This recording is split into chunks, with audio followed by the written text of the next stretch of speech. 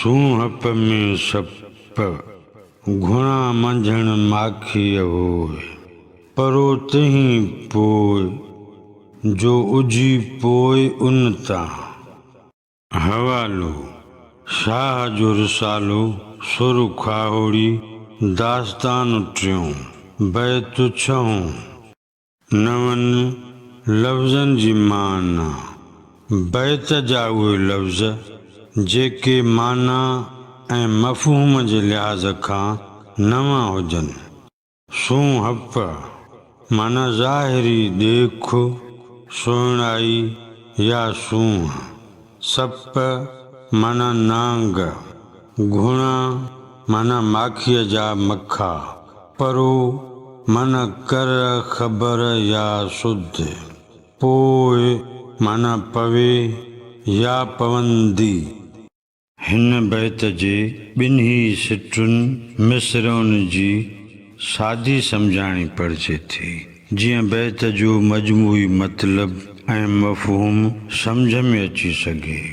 सूंहप में सप घुणा मंझण माखी होय ॾिसण में नांग सुहिणा आहिनि ऐं माखीअ में माखीअ जा घुणा या मखा घणा आहिनि। परो तहीं पोइ जो उजी पोइ उन तां। उन्हनि जी असुलु ख़बर तॾहिं पवंदी जॾहिं उन्हनि सां वास्तो पवंदो। हिन बैत जो मजमूई मतिलबु ऐं मफ़हूम हिन तरह बयानु करे सघिबो।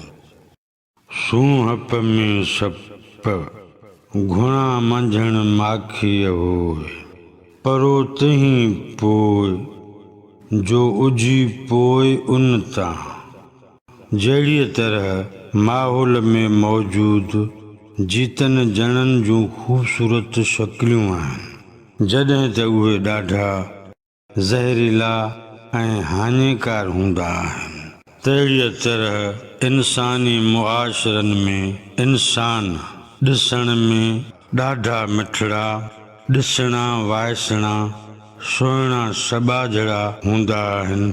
असुल में उहे बेहद बदख़्वाह हूंदा आहिनि। जीअं जीतनि जणनि जे ॾंगण चकण खां पोइ उन्हनि जे ज़हरीले हुजण जी ख़बर पवंदी आहे तीअं ई माण्हूअ जा मुज़र मामला तॾहिं मालूम थींदा आहिनि जॾहिं उन सां वास्तो पवंदो आहे।